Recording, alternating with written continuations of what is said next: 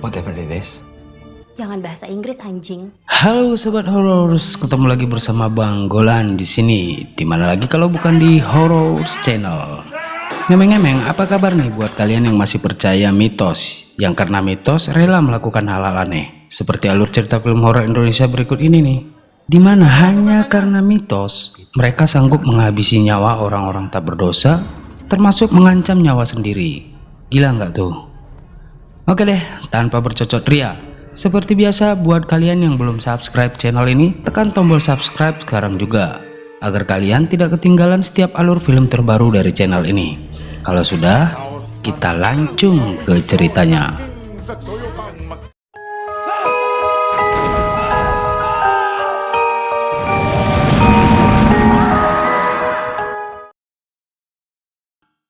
Cerita diawali dengan memperlihatkan seorang pria sedang menjelaskan tentang akibat jika anak lahir di hari yang dinyatakan hari keramat, yaitu hari Rabu Wekasan. Allah mau dirampungi. Lalu apa yang harus dilakukan agar Carane Pak Ageng dhewe. Kemudian, scene beralih kepada seorang wanita muda bernama Wulan yang terlihat sedang memeriksakan kehamilannya yang ternyata sudah berumur 16 minggu. 16. Lo mau gue jawab apa? Anjing, lo beneran enak-enakan aja lo mau, lo suka. Kalau lo mau aborsi, ya ayo. Tapi di luar itu ya lo urusin sendirilah. Gue nggak. Dan ini adalah Nita, teman curhat Wulan, wanita yang menghalalkan apapun demi uang.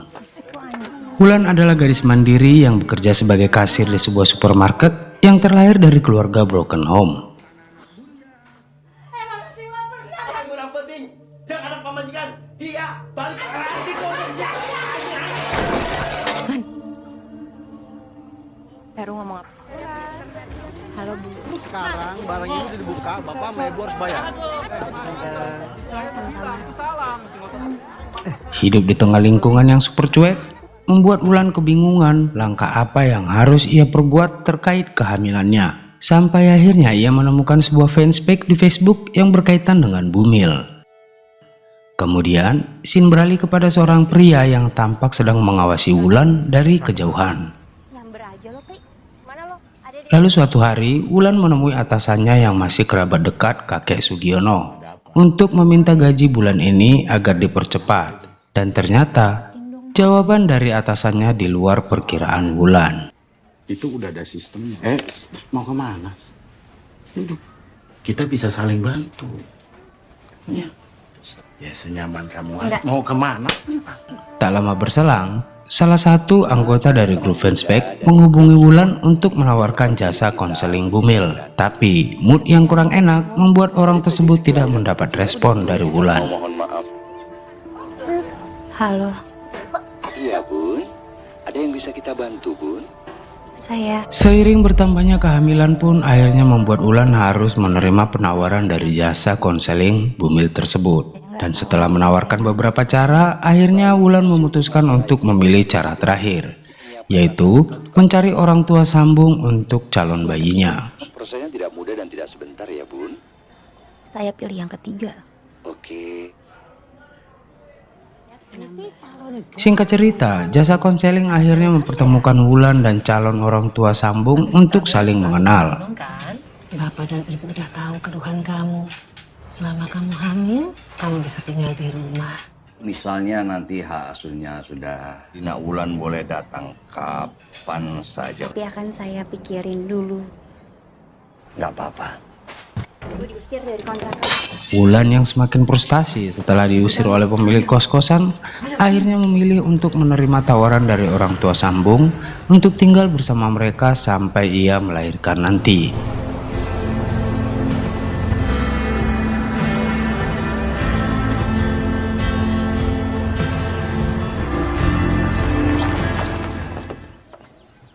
Setibanya di rumah orang tua sambung bernama Eva dan suaminya Agus, Wulan pun disambut dengan hangat dan penuh cinta.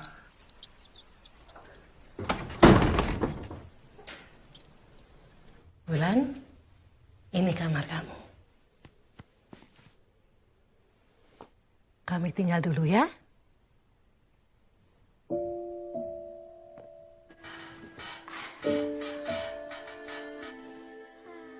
suka wanginya. Bahkan Wulan sangat diperlakukan istimewa oleh Eva, si wanita yang sangat mirip dengan Lydia Kando tersebut. Kamu pakai bunga biar badan kamu wangi. Makasih, Bu.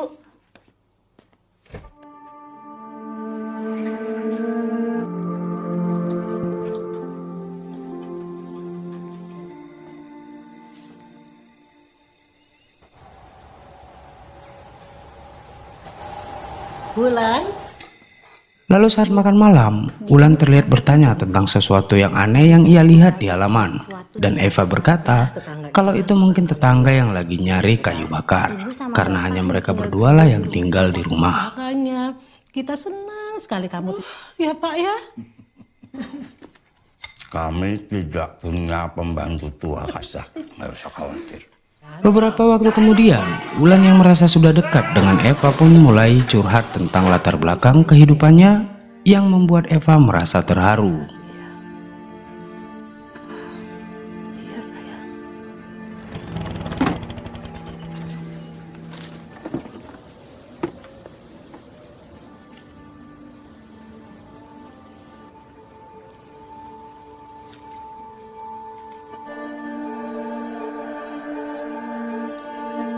Dan suatu malam sebelum tidur, Wulan menemukan secari kertas dari balik buku. Dan hal tak terduga pun terjadi.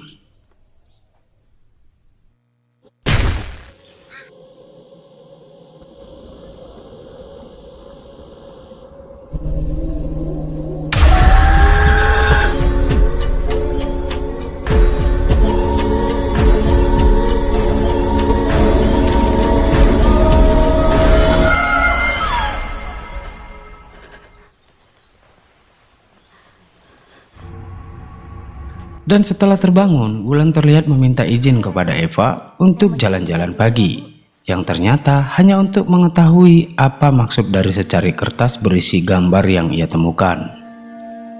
Tak lama kemudian, Eva dan suaminya pun mendatangkan seorang pria bernama Pak Ageng yang mereka percayakan untuk membacakan doa tolak bala atas kandungan Wulan.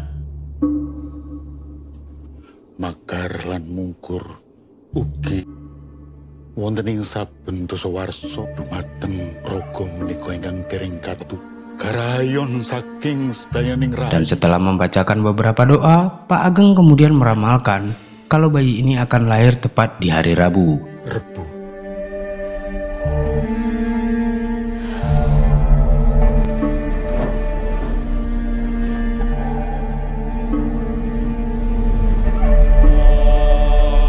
Dan setelah ritual tersebut, Wulan pun kembali mengalami hal tak terduga.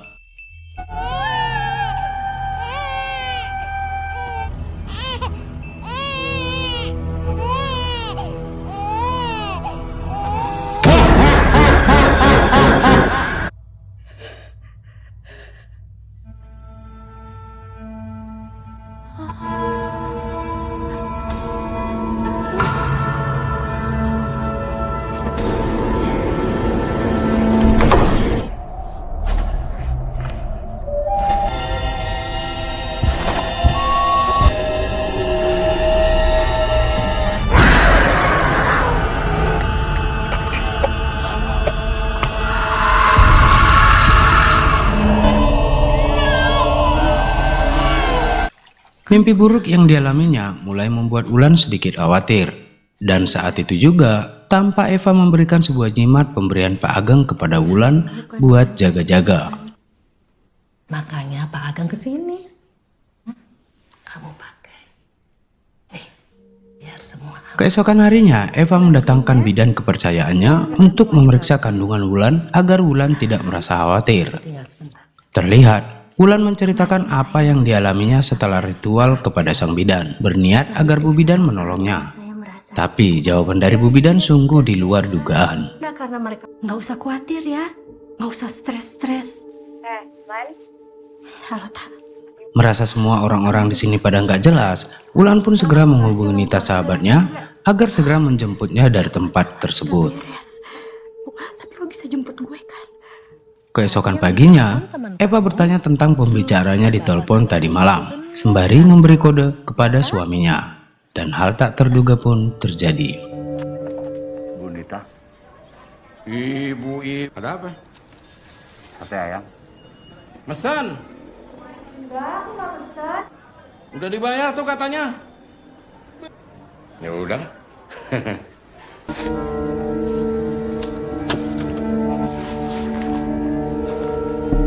Perdagangan yang ditangkap polisi pada 17 Januari lalu.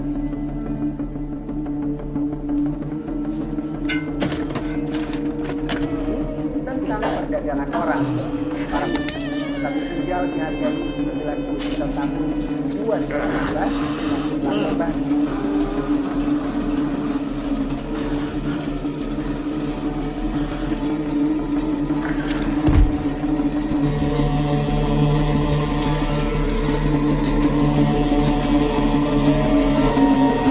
Lalu scene beralih kepada Wulan yang ketika terlihat kesal karena Nita tak kunjung menjemputnya, tiba-tiba senang saat melihat seseorang turun dari taksi, mengira Nita yang akan menjemputnya, yang ternyata adalah Bergas, putra sematawayang Eva, yang juga kedatangannya membuat Eva dan suaminya sedikit kaget. Dan saat Wulan yang tidak pernah tahu kalau Eva memiliki seorang anak mencoba menguping pembicaraan mereka, tiba-tiba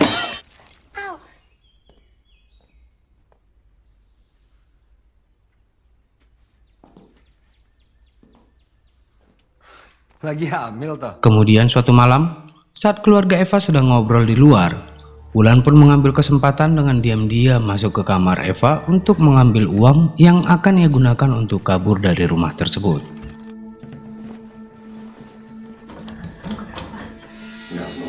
Kok bisa? Di sebelah. Tapi Wulan di sini hanya sementara. Kayak bawa sum dulu gitu ya? Ibu tahu Bu kabarnya Bu?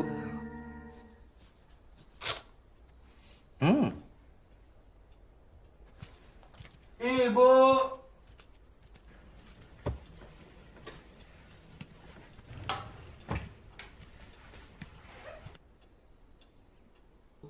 Lalu saat Bergas menginterogasi Wulan atas apa yang sudah ia lihat, Wulan pun menjelaskan maksud dan tujuannya sampai berbuat seperti ini. Apa yang gue rasain, lo bakal ngerti kenapa gue milih untuk pergi.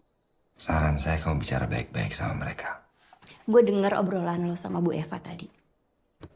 Yang bohong sama lo itu ibu lo. Semua yang gue lakuin.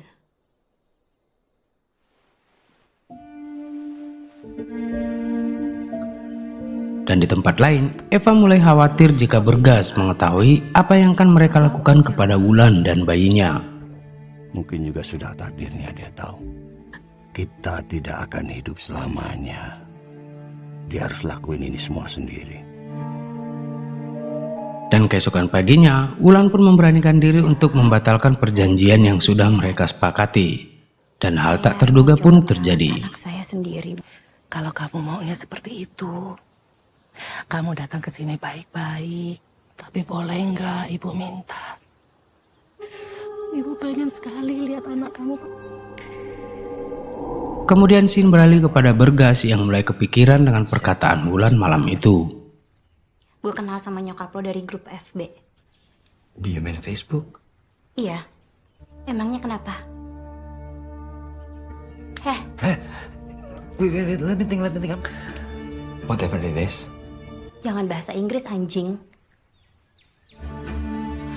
Dan setelah mendengar penjelasan Wulan, kalau ternyata Wulan kenal kedua orang tuanya hanya melalui FB, Bergas pun mulai mencari informasi tentang apa sebenarnya yang terjadi kepada kedua orang tuanya tersebut.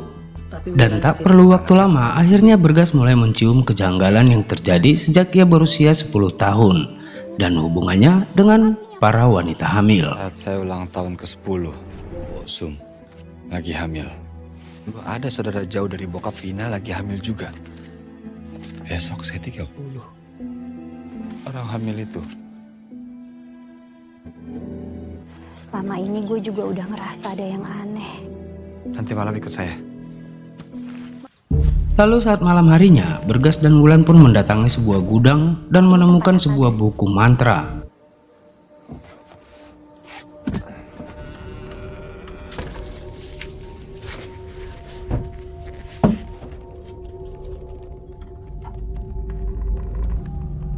Lan,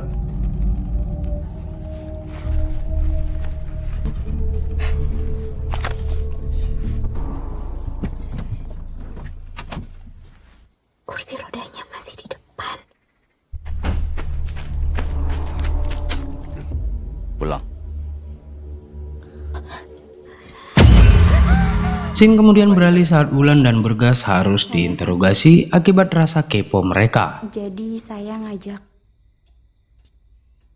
begituan. Ya udah, sekarang kalian masuk kamar masing-masing. Kemudian saat Bergas sedang menyelidiki buku yang ia temukan di gudang, tiba-tiba Bergas mengajak Wulan untuk meninggalkan tempat tersebut seperti sudah mengetahui semua rahasia kedua orang tuanya. Sayangnya usaha mereka kembali harus diketahui oleh Eva dan suaminya.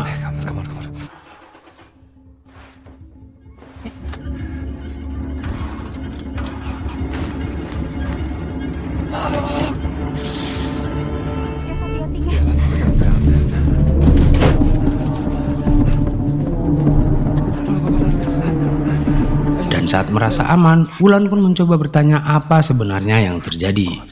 Dan Bergas pun akhirnya menjelaskan kalau Wulan dan bayinya adalah tumbal untuk dirinya, sembari memberikan secari kertas berisi mantra tolak bala. Dan tiba-tiba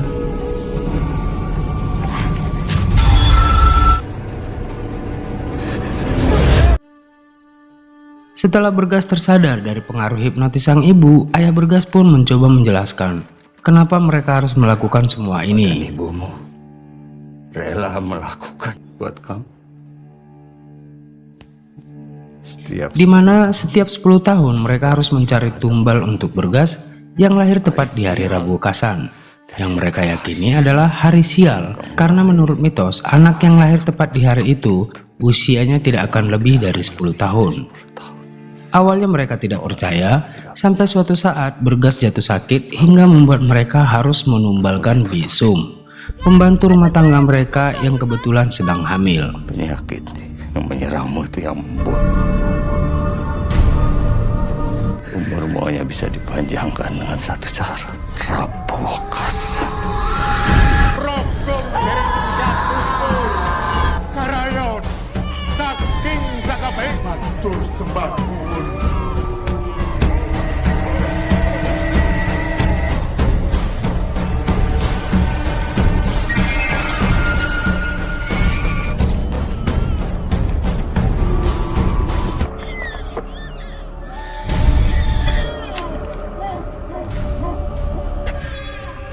Wonten ing saben dosa warsa.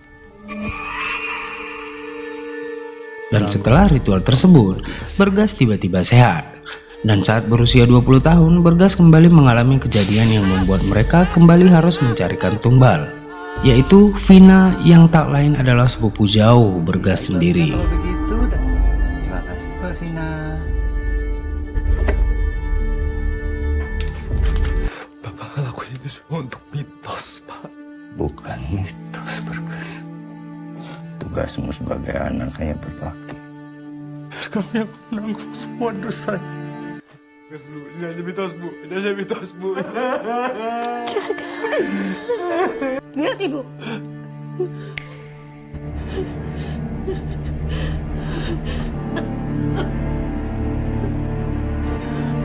Scene kemudian beralih saat Bergas terbangun dari pengaruh hipnotis ibunya yang kemudian mendengar suara seseorang yang sedang membacakan mantra.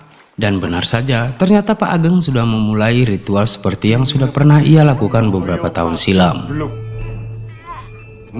Ugi sedaya kacilakan dinten Rebu pungkasan wulan kersa ewa karahayon kaosan pawitra saking sedaya pamekar wiwitanipun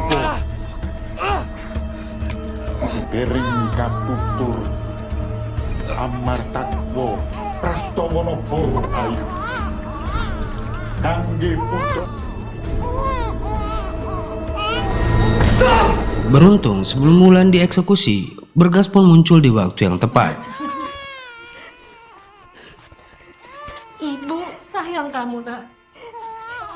Nak, jangan, Nak. Bu, tolong serahkan anak itu ke Bergas. Bergas. Meski sang ibu berusaha menghentikan Bergas, tapi Bergas tetap pada pendiriannya, yaitu membawa Wulan pergi dari tempat terkutuk itu. Sampai hal tak terduga akhirnya terjadi. Gas.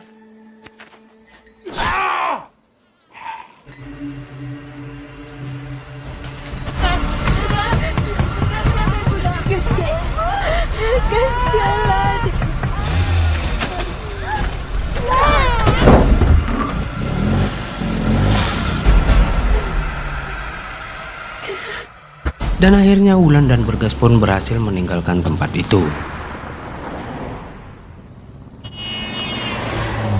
Dan di tengah perjalanan, saat sedang beristirahat, Wulan pun kembali mengalami hal yang tak terduga. Minum dulu. Makasih ya. Ini bayarnya gimana? Ini ada.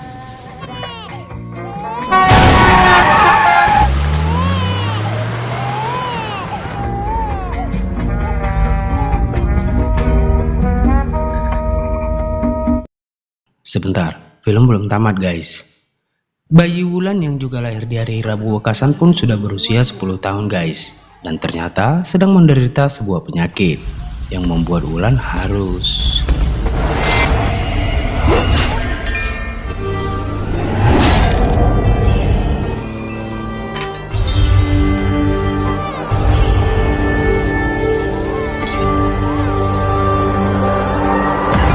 dan film pun tamat.